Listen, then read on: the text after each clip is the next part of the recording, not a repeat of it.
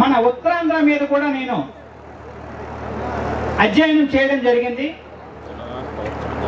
గత 4-5 సంవత్సరాల నుంచి. అలాగే అంతకు ముందు కూడా ఉత్తరాంధ్రలో దాదాపు 1 కోటి మంది జనాభా ఉన్నారు ఇప్పుడు.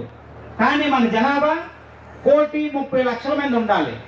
గత 20-25 సంవత్సరాల్లో ఈ 30 లక్షల మంది వలస వెళ్ళిపోయారు.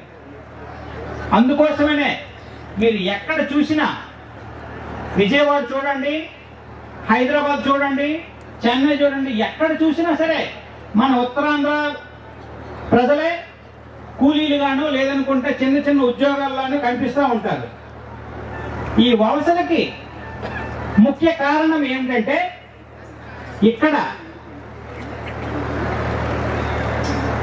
నీరు ఉంది, సహజ వనరుల్లో పండించే భూములు ఉన్నాయి, సహజ వనరులు పుష్కలంగా ఉన్నాయి, భూములు ఉన్నాయి.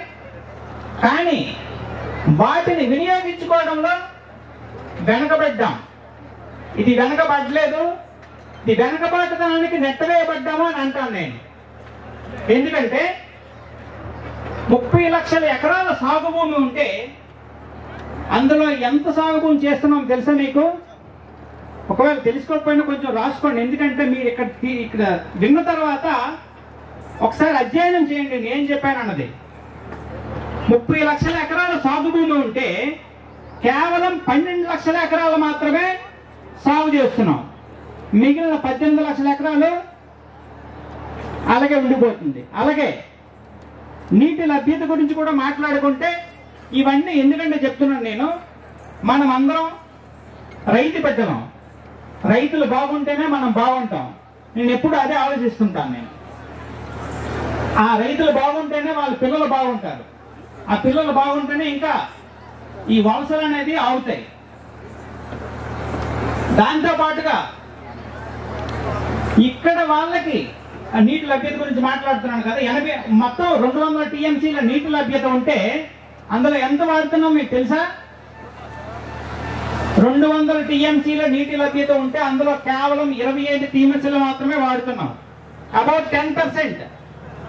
సో అందుకోసమే నేను ఒక వ్యాసం రాశా.